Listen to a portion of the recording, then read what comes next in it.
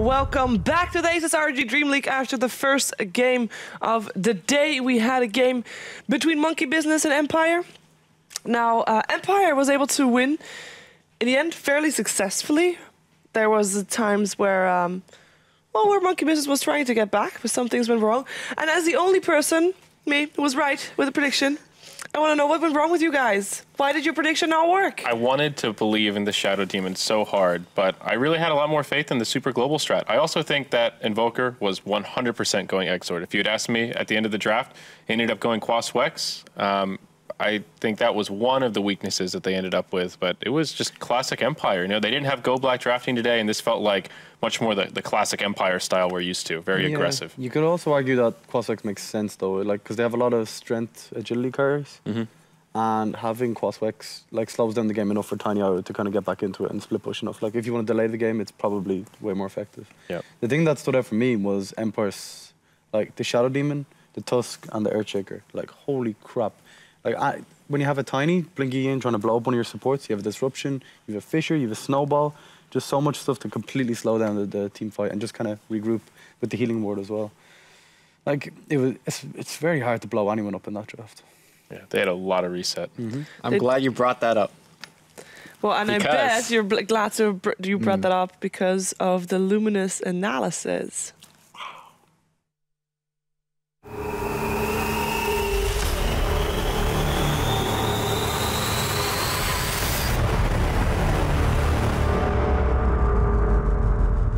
All right, this following clip is just as Shane said, where the Tiny is forced to essentially initiate the fight, but there's just so many defensive capabilities that it was very difficult for Monkey Business to get any kills. So let's dive into the replay and take a quick look.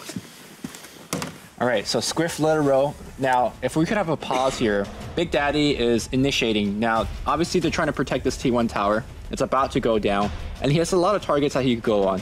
Yoki is the target that he eventually went on. But obviously you could go on the cores here, or you could even go for these two heroes here. But he went on Yoki. Now his team, if you look on the back line, right now Clockwork is, I think, trying to TP in. Yeah, Clockwork is on the bottom lane, and he eventually will TP in. Ideally, you want the initiation to go as such. You want to pick on the Yuki because it gives you a lot of AoE burst damage. You want Clockwork to go on the back line or something like either on this side or this side to make sure that the snowball does not go off, or the disruption. And then you want your Invoker to silence one of these two targets here so there's not an insane amount of damage output. Unfortunately, Big Daddy No Tail started the fight, and we could run the replay. Big Daddy started the fight when the Clockwork is nowhere nearby. You can see that Miracle did a very excellent job silencing the Juggernaut, because if Omni Slash went off there, that was the end of the fight. Unfortunately, the Snowball and Disruption went off, so nobody actually died. And then the key pickoff was that Resolution also killed the Clockwork before Clockwork threw out anything. And, you know, the rest just speaks for itself. It's just a very easy chase down for Queen of Pain, Juggernaut with his Mask of Madness. And to me, this was the first big turning point in the game. Yeah. You can't give away 4 kills and, 2 towers and expect to do well. With that said, though, they actually fought themselves back into the game. Remember, Tiny got a fight where he got like 3-4K gold. Yeah, at the bottom lane. Yeah. And it's back in it. So second replay is a very kind of tense base defense situation. And we run into a very similar problem where Tiny, again, is forced to initiate, but can't kill anybody. So let's take another look. So they've lost their bottom racks, but we do have to remember that they also like essentially ratted another racks, right? On the top lane. So right now the racks point still stands. Tiny goes in, a little bit of miscommunication from the team.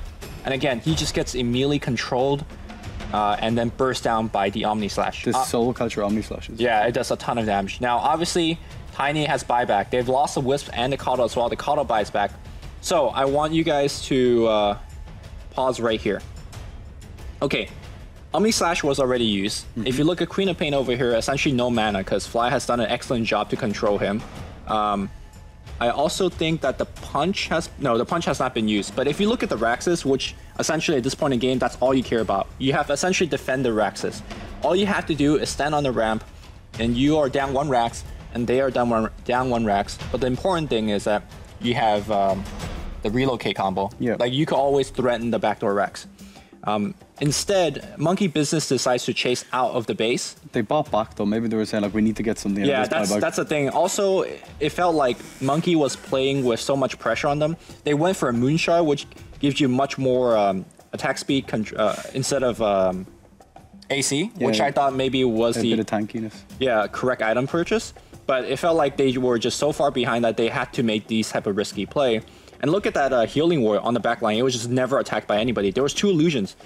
Big Daddy could have sent one of the illusions and killed the healing ward. This thing over here, it just walks in and just heals up the whole team. Yeah. But obviously they lost the Tiny twice at that point, and there was no way that they were going to kill anybody. Both times he had Soul Catcher on him, and Juggernaut just does so much damage with this. I'm just like spitting all over the screen. I'm sorry.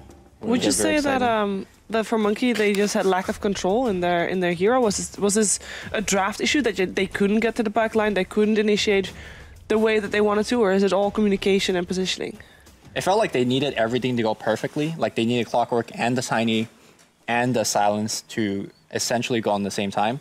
I thought if they had some sort of global silence, it would have been excellent for, like if Tiny goes in, global, and then suddenly you get the ball rolling. But they never had that kind of. It seemed like a combination as well of like the Clockwork needed to get that perfect scenario, and it was also Empire spreading out very well. They didn't make it easy for him at all. When you pick 3 defensive supports and nobody dies, it's a great start of the team fight. Works really well with cores like Queen of Pain as well that are so aggressive and so mobile. Yeah.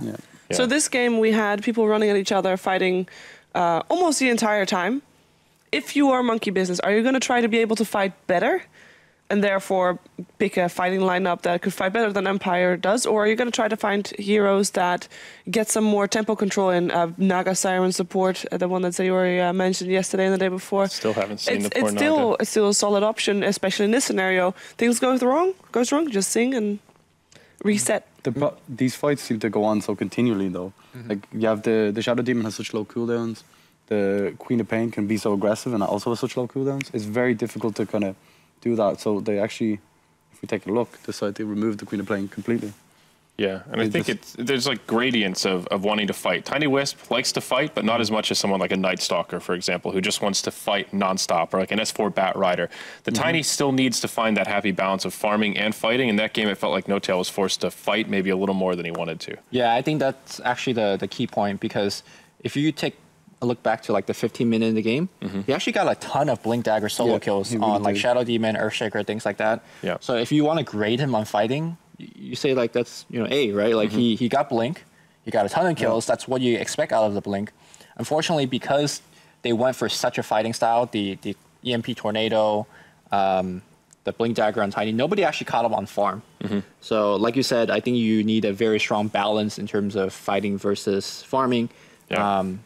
So to answer Shiva's question, I don't think you go fight more. I think you need to find that balance. Once you do find a balance, I think you are going to do much better against Team Empire. Okay, so we are actually in the draft. We can take a look at what heroes they decided to remove, as Shane already mentioned.